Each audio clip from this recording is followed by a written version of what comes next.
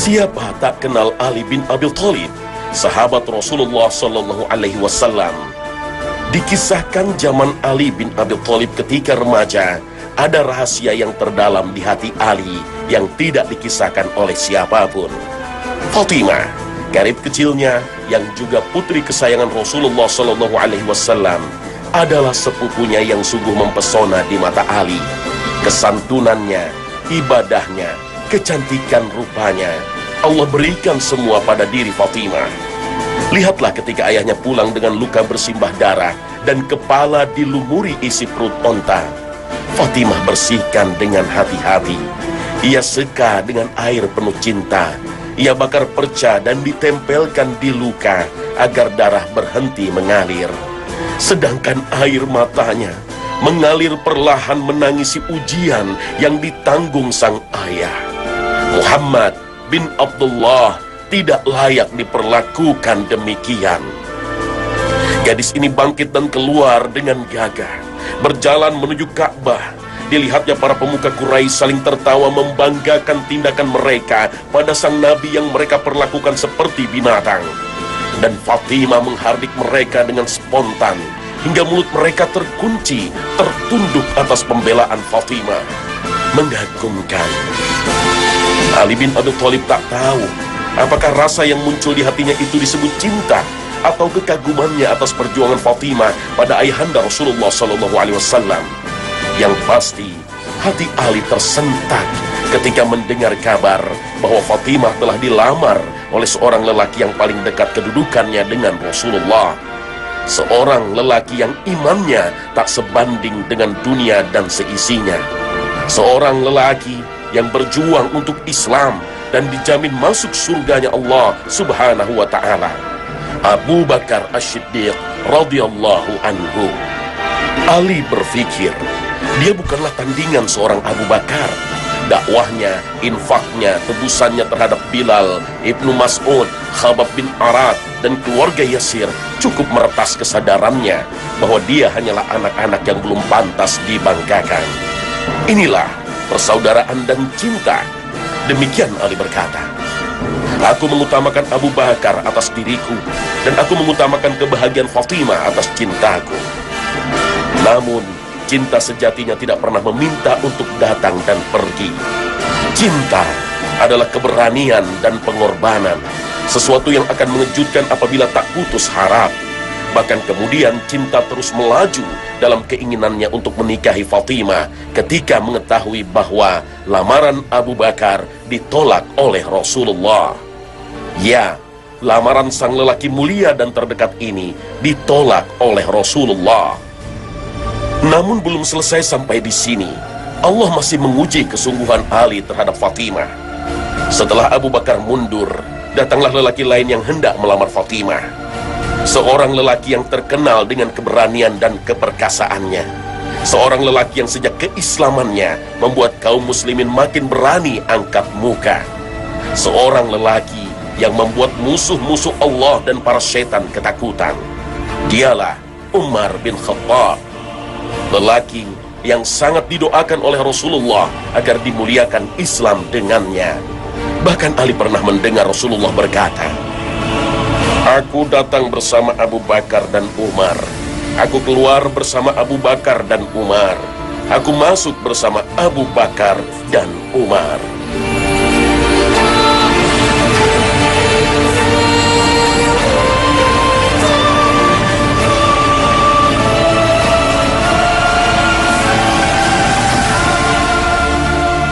Assalamualaikum warahmatullahi wabarakatuh. Selamat pagi pemirsa Trans 7. Khazanah Ensiklopedia Islam Dunia pagi ini kembali dengan kisah masa cinta para wanita terbaik yang dijanjikan Allah akan mendapatkan lelaki terbaik, dan lelaki terbaik akan mendapatkan wanita terbaik pula. Dalam kisah mengharu biru antara Ali bin Abi Thalib radhiyallahu anhu kepada Fatimah binti Muhammad, seorang wanita jelita nan rupawan dengan keluhuran iman yang luar biasa, bukanlah perjuangan cinta bak cerita fiktif dalam sinetron. Cinta terpendam Ali bin Abi Thalib rupanya harus kembali dipendam jauh ketika mengetahui bahwa ada lelaki lain yang melamar Fatimah. lelaki yang mempunyai kedudukan tinggi dan terhormat di mata Rasulullah dan di mata kaum pemimpin Quraisy. Lihatlah betapa tinggi kedudukan Umar di sisi Rasulullah, ayahanda Fatimah. Dengan sederet status dan kedudukan tinggi di mata Rasul, Umar bukanlah tandingan Ali. Kembali, Ali tertunduk pasrah. Mencintai bukan berarti harus memiliki. Cinta adalah pengorbanan akan rasa dan harapan. Namun bukan takdir namanya bila tak mampu membalikan keadaan. Umar, sang lelaki yang juga dijanjikan surga itu, juga ditolak oleh Nabi untuk mempersunting Fatimah. Ali termangu dalam puncak kebimbangan. Menantu seperti apakah yang Rasulullah inginkan untuk sang putri jelita? Apakah Utsman? Ataukah Abdurrahman bin Auf yang kekuatan infaknya menggetarkan Yastrib? Atau Rasulullah menginginkan menantu dari kalangan Ansor untuk persaudaraan umat? Sa'ad bin Mu'azkah? Atau Sa'ad bin Ubadah? Ali beristighfar. Tidak sepatutnya dia melamun sampai mengganggu hatinya. Maka untuk menghapus seluruh keraguan, kenapa aku tidak mencobanya dahulu? Aku inginkan agamanya, bukan dirinya. Apa yang perlu aku ragukan sedangkan aku memilih sesuai syariat?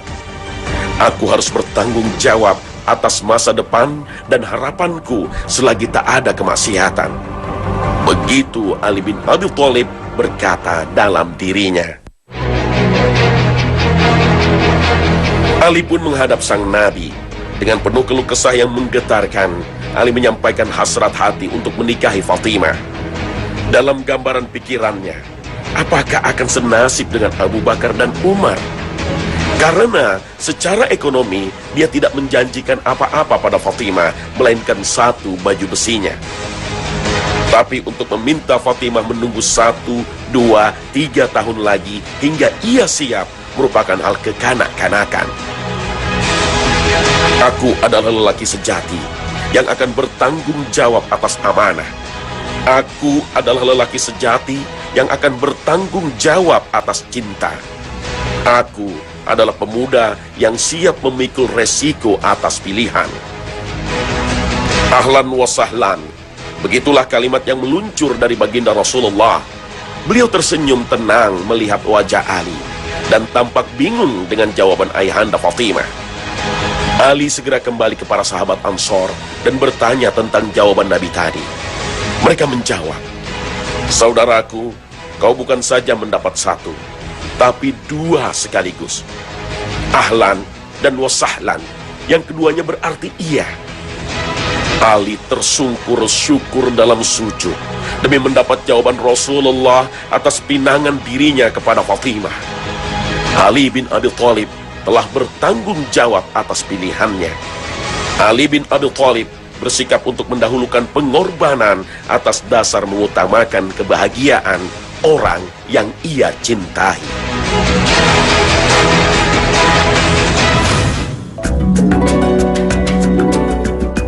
Perjuangan cinta Ali bin Abi Thalib seharusnya menjadi inspirasi bagi para pemuda dan orang tua masa kini, bahwa keluhuran akhlak dan keimanan kepada Allah dan Rasulullah jauh lebih berharga daripada harta kekayaan dunia yang dimiliki.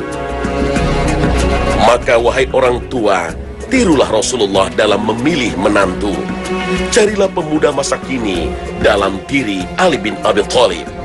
Pemuda masa kini yang taat pada agama, menjalankan sunnah Rasulullah secara benar, dan pemuda masa kini yang mencintai para sahabat Rasulullah tanpa syarat. Abu Bakar, Umar bin Al-Khattab, juga Utsman bin Affan. Ali bin Abi Thalib memang figur pemuda sederhana di kalangan kaum Quraisy. Ia adalah putra dari Abu Thalib, sekaligus cucu dari Abdul Muttalib. Garis keturunan Ali bin Abi Thalib adalah pemuka kaum Quraisy. Maka nasab ini akhirnya membawa beliau sebagai salah satu panglima perang yang hebat, mampu menjadi khalifah keempat, dan keturunan Ali bin Abi Thalib radhiyallahu anhu, yaitu Hasan dan Hussein, adalah para pemuda yang dijanjikan Rasulullah sebagai penghuni surga. para pemuda yang dicintai Rasulullah dan dicintai oleh seluruh sahabat Rasul selama hidup mereka.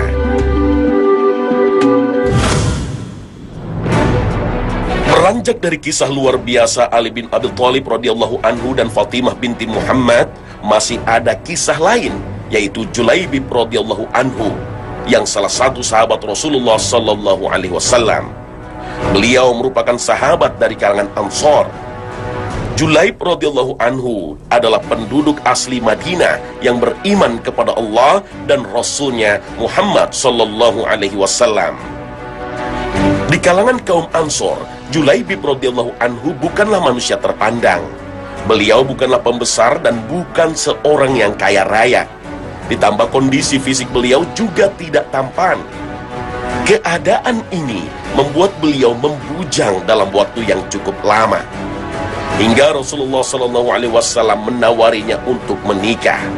Dan Julaibib radhiyallahu anhu menjawab, "Kalau begitu, engkau menganggapku tidak laku, wahai Rasulullah?" Lalu Rasulullah SAW bersabda, "Tetapi kamu di sisi Allah bukan tidak laku." Dan akhirnya Rasulullah SAW tetap berusaha mencarikan jodoh untuk sahabatnya itu. Suatu hari, seorang pria penduduk Madinah datang menemui Rasulullah SAW. Dia menawarkan putrinya yang berstatus janda agar Rasulullah SAW bersedia menikahinya. Dan Rasulullah SAW bersabda kepadanya, "Ya wahai Fulan, nikahkan aku dengan putrimu." Lalu pria itu menjawab, "Ya, sungguh suatu kenikmatan wahai Rasulullah." Pria itu menjawab sabda Rasulullah SAW dengan riang. Namun Rasulullah SAW kembali bersabda kepadanya, "Sesungguhnya bukan diriku yang akan menikahi putrimu." Mendengar hal ini, hilang rasa riang sang pria, dan ia bertanya dengan rasa bingung, "Lalu untuk siapa wahai Rasulullah?" Dan Rasulullah SAW menjawabnya, "Aku akan menikahkan putrimu dengan sahabatku Julaibib." Mendengar jawaban Rasulullah SAW, sang pria terkejut dan ia berkata, "Putriku engkau nikahkan dengan Julaibib ya Rasulullah? Izinkan aku berdiskusi dahulu dengan istriku wahai Rasulullah." Sang lelaki Ansor itu pulang dan berbicara kepada istrinya, "Wahai istriku, sesungguhnya Rasulullah SAW melamar putrimu." Mendengar perkataan sang suami, si istri langsung kegirangan. "Ya, itu adalah sebuah kenikmatan bagi keluarga kita. Putri kita akan menjadi istri Rasulullah." Kemudian sang lelaki kembali berbicara pada istrinya, "Istriku, sesungguhnya Rasulullah SAW tidak melamar putri kita untuk beliau." Dalam sekejap, aura bahagia lenyap dari istrinya, dan ia bertanya kepada suaminya, "Lalu Rasulullah SAW melamar putri kita untuk siapa?" Dan suaminya pun menjawab, "Rasulullah SAW melamar putri kita untuk sahabat beliau Julaibib radhiyallahu anhu." Mendengar jawaban suaminya, sang istri langsung berkata, "Aku siap memberikan leherku untuk Julaibib." "Tidak, demi Allah, aku tidak akan menikahkan putriku dengan Julaibib. Suamiku, bukankah kita telah menolak lamaran si Fulan dan si Fulan?" Jawaban sang istri membuat sang pria Ansor ini sedih, dan ia pun akan menuju rumah Rasulullah SAW untuk menjelaskan penolakan pinangan beliau kepada putrinya. Tapi tiba-tiba putrinya memanggilnya, "Ayah dan ibuku, siapakah yang melamarku kepada kalian?" Dan pasangan suami istri itu menjawab, "Rasulullah SAW." Lalu sang putri kembali berbicara kepada orang tuanya, "Apakah kalian menolak perintah Rasulullah SAW? Bawalah aku menuju rumah Rasulullah SAW. Sungguh beliau tidak akan menyia-nyiakan diriku." Mendengar perkataan putrinya, maka sang pria Ansor itu pergi menemui Rasulullah SAW, dan ia berkata kepada beliau, "Wahai Rasulullah SAW, terserah engkau. nikahkanlah putriku dengan sahabatmu Julaibib radhiyallahu anhu.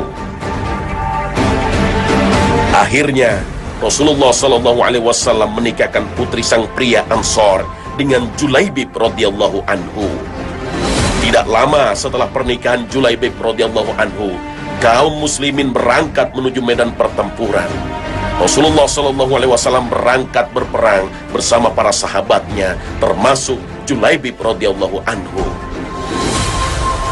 Peperangan pun usai dan banyak kaum muslimin yang gugur dan menjadi mujahid. Setelah selesai mengumpulkan seluruh jenazah dan bersiap untuk melaksanakan penguburan, Rasulullah Shallallahu Alaihi Wasallam berkata kepada mereka, "Apakah kalian kehilangan seseorang?" Mereka menjawab, "Kami kehilangan si fulan dan si fulan." Kemudian Rasulullah Shallallahu Alaihi Wasallam kembali bertanya, "Apakah kalian kehilangan seseorang?" Mereka kembali menjawab, "Kami kehilangan si fulan dan si fulan." Kemudian untuk ketiga kalinya Rasulullah Shallallahu Alaihi Wasallam kembali bertanya, "Apakah kalian kehilangan si fulan dan si fulan?" Dan akhirnya Rasulullah Shallallahu Alaihi Wasallam bersabda, "Akan tetapi aku kehilangan Julaibib radhiyallahu anhu." Akhirnya pasukan muslimin kembali memeriksa dan mencari jenazah Julaibib radhiyallahu anhu di antara tumpukan mayit-mayit kaum musyrikin. Jenazah Julaibib radhiyallahu anhu berada di sekeliling 7 mayit pasukan musyrikin. Ternyata Julaibib radhiyallahu anhu telah membunuh 7 orang pasukan musyrikin sebelum akhirnya terbunuh.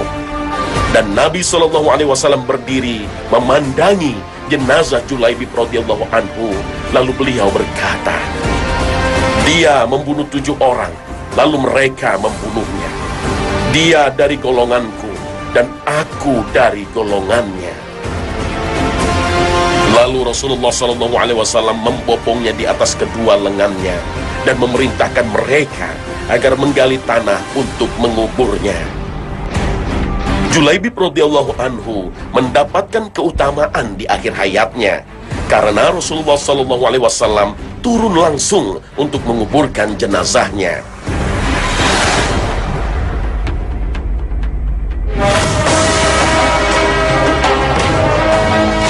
Pernikahan Julaibib radhiyallahu anhu sungguh mengajarkan pada kita tentang arti sahabat yang sesungguhnya. Bagaimana Rasulullah melihat kemuliaan seorang Julaibib bukan dari harta dan kedudukan, apalagi tampang yang semuanya tidak dimiliki oleh seorang Julaibib. Rasulullah Shallallahu Alaihi Wasallam melihat Julaibib sebagai seorang sahabat akhirat yang memiliki ketinggian dan kemuliaan iman. Bukankah Rasulullah sudah mengingatkan kita tentang kriteria wanita sholihah? Dari Abu Hurairah radhiyallahu anhu, Rasulullah berkata, "Seorang perempuan dinikahi karena 4 perkara. Karena hartanya, karena kedudukannya, karena kecantikannya, dan karena agamanya. Pilihlah yang beragama, maka kau akan beruntung. Jika tidak karena agamanya, semoga engkau menjadi miskin." Itulah janji Rasulullah terhadap kaum pria yang ingin memilih wanita pendamping hidupnya. Seperti juga Julaibib, maka Rasulullah mencarikan wanita dengan ketinggian imannya. Inilah keindahan takdir Allah, keridhaan sang putri untuk menikah dengan Julaibib radhiyallahu anhu berlandaskan ketaatan kepada Rasulullah Shallallahu Alaihi Wasallam. Keimanannya meyakinkannya bahwa Rasulullah Shallallahu Alaihi Wasallam tak akan menjerumuskan hidupnya dengan cara menjodohkannya dengan pria yang rendah iman dan buruk akhlaknya. Rasulullah memberikan kita contoh terbaik untuk membantu sahabatnya tanpa melihat status dan harta, apalagi rupa. Siapakah sahabat yang dilamarkan oleh Rasulullah? Tidak semua sahabat. Tentunya Julaibib adalah sahabat yang sangat mulia. Begitulah arti sahabat yang mampu menghantarkan kita dalam ketakwaan. Dari Abu Hurairah radhiyallahu anhu, ada yang berkata kepada Rasulullah sallallahu alaihi wasallam, "Wahai Rasulullah, siapakah orang yang paling mulia?" Beliau menjawab, "Yang paling takwa di antara mereka." Ada lagi kisah salah satu sahabat lain dari Nabi SAW adalah Abu Darda radhiyallahu anhu. Beliau mengasuh seorang anak perempuan yatim bernama Hujaimah binti al-Wasahabiyah. Anak perempuan ini berasal dari Wasat, salah satu kabilah di Himyar. Abu Darda mengasuh Hujaimah dengan cara mengajaknya ke masjid dan sholat di tengah-tengah shaf jamaah laki-laki. Saat sholat berjamaah, Hujaimah memakai bumus, yaitu sebuah pakaian yang memiliki penutup kepala. Abu Darda radhiyallahu anhu juga membawa Hujaimah ke kajian atau halaqah untuk mempelajari Al-Quran. Tapi setelah dewasa, Abu Darda radhiyallahu anhu mengarahkan Hujaimah untuk sholat di antara jamaah wanita. Selama tumbuh dalam asuhan Abu Darda radhiyallahu anhu, Hujaimah mendapatkan banyak ilmu agama. Dan pada akhirnya Abu Darda radhiyallahu anhu meminang dan menikahi Hujaimah. Dan nama Hujaimah berganti menjadi Ummu Darda As-Sughra. Suatu hari Abu Darda radhiyallahu anhu berkata kepada istrinya, "Bila kau marah, aku membuatmu ridho kembali. Karena itu bila aku marah, buatlah aku kembali ridho kepadamu. Kalau tidak, maka kita akan dengan cepat berpisah." Selama berumah tangga, Ummu Darda banyak mengambil pelajaran agama dari sang suami. Tapi menjelang Abu Darda wafat, Ummu Darda berkata kepada suaminya, "Dulu engkau pinang diriku pada keluargaku di dunia, lalu mereka menikahkanku dengan dirimu. Sekarang kupinang engkau kepada dirimu untuk nanti di akhirat." Dan akhirnya Abu Darda radhiyallahu anhu berkata kepada Ummu Darda, "Kalau begitu, jangan engkau menikah lagi setelah aku meninggal dunia." Ummu Darda benar-benar memenuhi permintaan Abu Darda radhiyallahu anhu. Setelah meninggalnya Abu Darda, Muawiyah bin Abu Sufyan radhiyallahu anhu datang menyampaikan pinangan. Saat itu, Ummu Darda masih muda dan dikenal kecantikannya. Ummu Darda menolak. Ia berkata, "Tidak, aku tidak akan menikah lagi dengan seorang pun di dunia sampai aku menikah dengan Abu Darda di dalam surga." Kisah cinta antara Abu Darda radhiyallahu anhu dengan Hujaimah adalah sebuah refleksi keabadian cinta dunia hingga akhirat. Rumah tangga Abu Darda radhiyallahu anhu tidak hanya menjadi sebuah keluarga yang sakinah, mawaddah, dan warahmah. Keluarga beliau adalah contoh keluarga dakwah. Hujaimah yang berkesempatan menimba ilmu dari salah satu sahabat Nabi SAW tidak menyia-nyiakan kesempatan untuk berguru dan belajar. Sehingga sepeninggal sang suami, Hujaimah melanjutkan dakwah suaminya dengan cara mengajarkan ilmu-ilmu agama.